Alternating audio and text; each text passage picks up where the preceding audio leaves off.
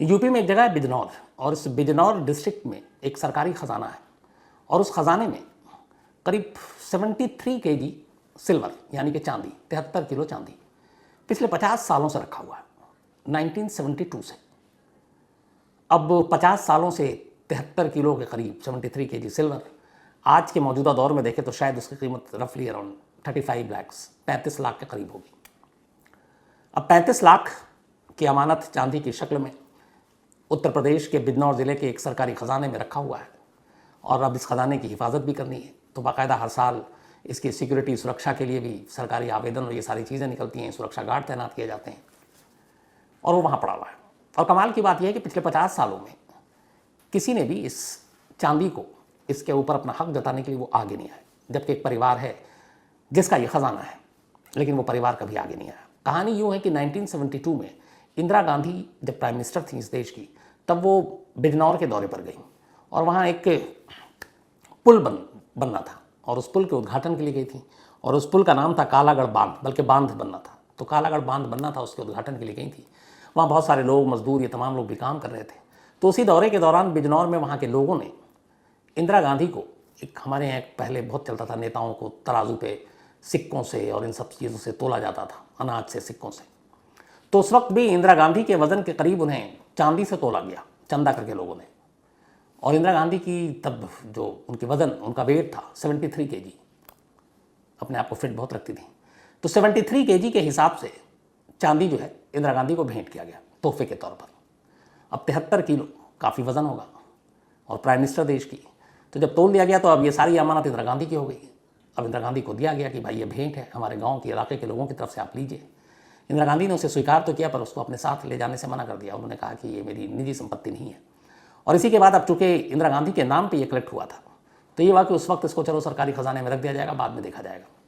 तो बिजनौर के सरकारी ख़जाने में वो 73 किलो चांदी उस ज़माने में 1972 में रख दिया गया। अब धीरे धीरे वक्त बीता, फिर इंदिरा गांधी की भी मौत हो गई। अब सरकारी अफसरों ने कई बार ध्यान दिलाया, फिर कई बार चिट्ठी लिखी गांधी परिवार को। अब गांधी परिवार में सोनिया गांधी, राहुल गांधी और फिर प्रियंका गांधी, कि भाई ये अमानत पड़ी हुई है आपकी दादी की, और इसके मतलब हकदार आप ही लोग हैं, दावेदार आप ही लोग हैं, तो ले लीजिए। लेकिन गांधी परिवार की तरफ से कभी भी कोई उस खत का रिप्लाई नहीं किया, और ना गांधी परिवार ने कभी दावा किया कि ये चांदी हमारे घर की, आप हमें दे दीजिए। तो उन्होंने दावा किया नहीं, अब उस चांदी पे हक गांधी परिवार का ही है, क्योंकि इंदिरा गांधी को मिला। धीरे धीरे वक्त बीतता गया। फिर वहाँ के जो सरकारी मुलाजिम हैं, उन्होंने उत्तर प्रदेश सरकार को लिखा कि भाई ऐसे ऐसे यहाँ पे ख़जाना पड़ा हुआ है, देखिए क्या करना है। सरकार उत्तर प्रदेश की तरफ से भी कोई रिप्लाई नहीं आया। फिर आखिर में उन्होंने RBI, reserve bank of India, उनके गवर्नर और उनको चिट्ठी लिखी कि सरकारी ख़जाने में ये चीज़ें पड़ी हुई हैं इतने सालों से, बरसों से, तो इसको आप ही ले लो। तो RBI ने ये कहकर लेने से मना कर दिया कि भाई ये किसी की पर्सनल प्रॉपर्टी है, निजी संपत्ति है, इस पर हम दावा कैसे ठोक सकते हैं, तो हम नहीं लेंगे। तो कुल मिलाकर सरकार ने कुछ नहीं किया, RBI ने लेने से मना कर दिया, और ये 73 किलो चांदी अभी भी बिजनौर के मालखाने में, ख़जाने में यूँ ही पड़ा हुआ है, और गांधी परिवार की तरफ से किसी ने इसका दावा ठोका नहीं है, और उनके अलावा और कोई दावेदार नहीं है। तो 50 साल तो बीत गए, ये 73 किलो ख़जाना चांदी की शक्ल में तो वहीं पड़ा हुआ है। तो ये एक जानकारी इंटरेस्टिंग थी, इसलिए मैंने कहा आप तक साझा करूँ। अब आते हैं आज की कहानी के ऊपर। ज़्यादातर मामलों में धोखे की वजह से, धोखा देने के लिए हुलिया बदला लोगों ने। आज की कहानी एक माँ की ममता की कहानी है।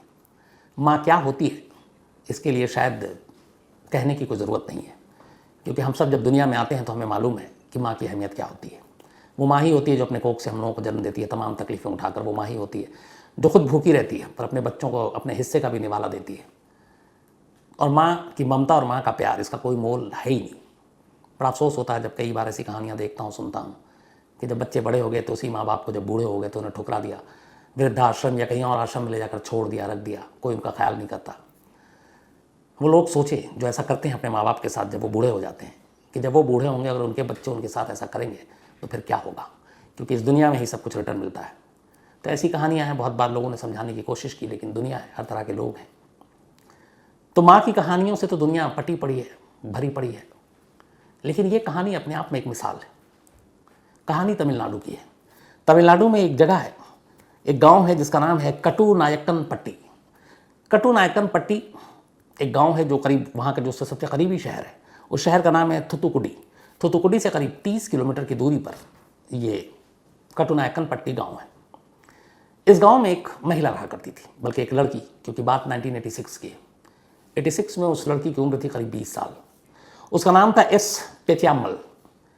तो एस पेचियामल, जैसे पेचियामल कहूँ, 20 साल एक गरीब घर में पैदा हुई, बड़ी हुई, माँ बाप की मदद करती थी ज़िंदगी जीने के लिए, रोज़गार के लिए। इसके बाद जब 20 साल की उम्र हुई तो घर वालों ने उसका रिश्ता तय किया शिवा नाम के एक शख्स के साथ। इसके बाद दोनों परिवार की रजामंदी से शिवा के साथ उसकी शादी के बाद पहला 15 से 20 दिन बहुत ठीक ठाक गुजरा, लेकिन ठीक 20वें दिन, शायद 15 से 20 दिन एग्जैक्ट नहीं मालूम, लेकिन 15 और 20 दिन के दरमियान शादी हुए हुए थी, शिवा की अचानक मौत हो गई। शादी के 20 दिन के अंदर अंदर पेचियम्मल विधवा हो गई। अब अंदाज़ा लगाइए कि एक शादी हो किसी की और 15 से 20 दिन के अंदर उसका सुहाग उजड़ जाए, पति की मौत हो जाए और वो विधवा हो जाए तो उसके ऊपर क्या बीतेगी। वही पेचियम्मल के ऊपर गुजरी। लेकिन इत्तेफाक से जब पति की मौत हुई शिवा की, तो उसके 1 महीने बाद पता चला कि वो प्रेग्नेंट है। अब शादी हो चुकी थी, 20 दिन गुजर चुके थे, पति की मौत हो गई, ऊपर से वो गर्भवती हो गई। अब क्या करें ऐसी सूरत में। घर वालों ने कोशिश की कि इसकी कहीं दूसरी शादी कर दें, लेकिन वो गर्भ से थी, पेट से थी, ये भी थे कि पता नहीं कोई दूसरा शादी करेगा कि नहीं। तो उन्होंने कहा चलो इंतज़ार करते हैं, एक बार डिलीवरी हो जाए, बच्चा पैदा हो जाए, फिर देखते हैं आगे की। इस इंतज़ार में 9 महीने बीते। 9 महीने के बाद पेचियम्मल ने एक बेटी को जन्म दिया। बेटी का नाम रखा शरणमुगा सुंदरी, तो सुंदरी एक तरह से। तो सुंदरी उसकी एक बेटी पैदा हुई। जब बेटी पैदा हो गई, कुछ वक्त बीता, तो पेचियम्मल के घर वालों ने फिर उसके ऊपर एक तरह से दबाव बनाना शुरू किया कि तुम्हारी अभी पूरी ज़िंदगी, दबाव क्या, एक सच्चाई भी है कि एक शादी हुई थी, पति या शौहर की मौत हो गई, अब पहाड़ जैसी पूरी ज़िंदगी पड़ी है तुम्हारे सामने। माँ बाप ने कहा कि हम कब तक तुम्हारे साथ देंगे, हम भी बुजुर्ग हो जाएंगे, मर जाएंगे, फिर तुम्हारी देखभाल, तुम्हारी बेटी की देखभाल कौन करेगा। तो उससे अच्छा है कि तुम एक दूसरी शादी कर लो। पेचियम्मल ने कहा कि नहीं, मैं अपनी बेटी की परवरिश करूँगा, अपनी बेटी को माँ और बाप दोनों का प्यार दूंगी, और पति तो रहा नहीं, लेकिन मैं दूसरी शादी नहीं करूँगी। पता नहीं दूसरा शौहर जो पति आए वो मेरी बेटी के साथ क्या सलूक करे। माँ बाप के तमाम कोशिशों के बावजूद पेचियम्मल ने शादी करने से इनकार कर दिया। अब इसके बाद वो बेटी की परवरिश उसने कहा मैं खुद करूँगी।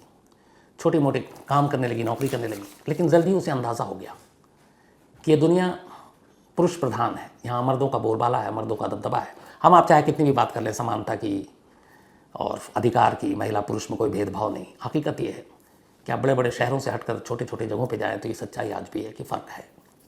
कहने को बिल्कुल ना हो, भाषणों में, नेताओं की बोलियों में, लेकिन हकीकत में ऐसा नहीं है, ये फ़र्क आज भी कायम है। तो जल्दी अंदाज़ा हो गया पेचियम्मल को कि उसकी ज़िंदगी इतनी आसान नहीं है। बेटी को परवरिश करने की ठान तो ली, लेकिन ये दुनिया, ये पुरुष प्रधान समाज शायद उसके राह में रोड़ा बन रहा है। फिर भी वो लगी रही। कई बार उन भूखी नज़रों का भी उसने सामना किया। लोग ताने मारते थे, उसको एक तरह से यौन शोषण करने की कोशिश करते उसकी। उन्हें मालूम था कि एक बेवा है, एक विधवा है, बेटी है एक अकेली, तो उसकी इस मजबूरी का फ़ायदा उठाने की कोशिश करने वालों की भी कमी नहीं थी। लेकिन उधर उसे पैसे की भी ज़रूरत थी क्योंकि बेटी को पालना था, उसे पढ़ाना लिखाना था। इन तमाम चीज़ों को देखते हुए पेचियम्मल को थोड़े दिन के बाद एहसास हुआ कि शायद इस तरीके से वो अपनी ज़िंदगी जी नहीं पाएगी। और इस जो लोग हैं, जो भूखी नज़रें, एक अकेली बेवा, उसको किस तरीके से देखते हैं और काम पर किस तरीके से उसके साथ भेदभाव होता है, उसे छेड़ने की कोशिश की जाती है, इन सारी चीज़ों ने उसे अंदर ही अंदर तोड़ना शुरू कर दिया। फिर उसे लगा कि नहीं, ऐसे नहीं होगा, कुछ करना पड़ेगा।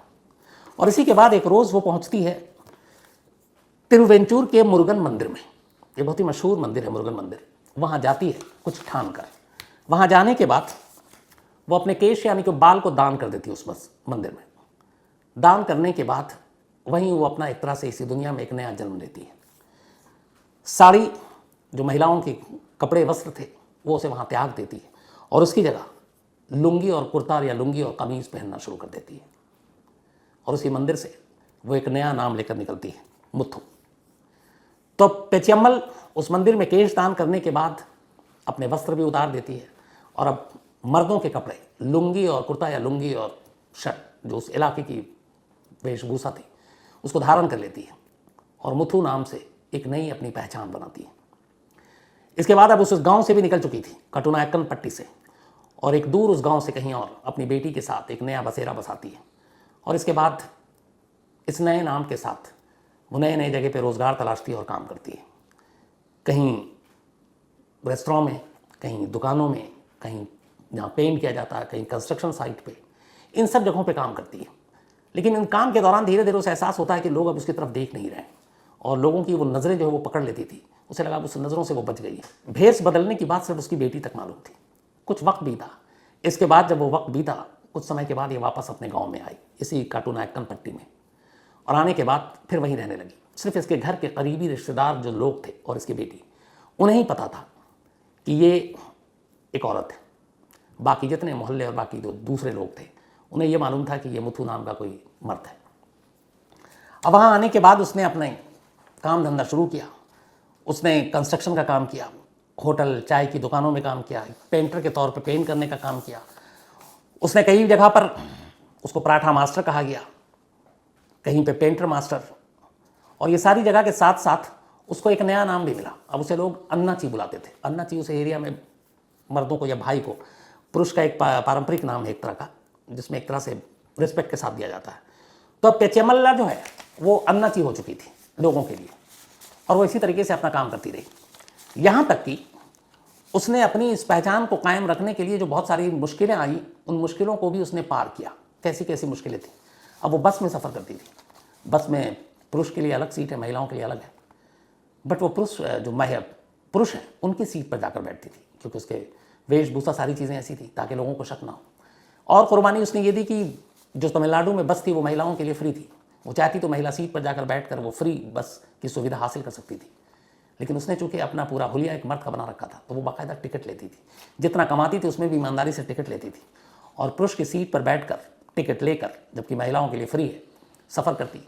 रास्ते में या काम के दौरान उसे कभी वॉशरूम जाना होता तो मेल शौचालय यूज़ करती, क्योंकि लोगों को शक ना हो, लोगों को पता न चल जाए कि वो एक महिला है।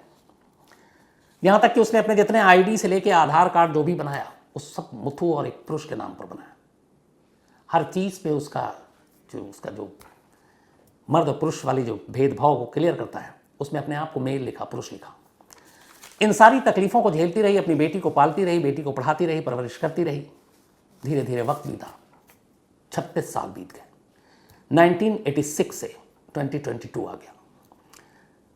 2021 में, बल्कि 21 से थोड़ा पहले, उसने अपनी बेटी, जब उसको पाल पोस कर एक अच्छी उसने संस्कार देकर अपनी बेटी को पाला पोसा, सुंदरी को एक अच्छा घर देकर उसकी शादी कर दी।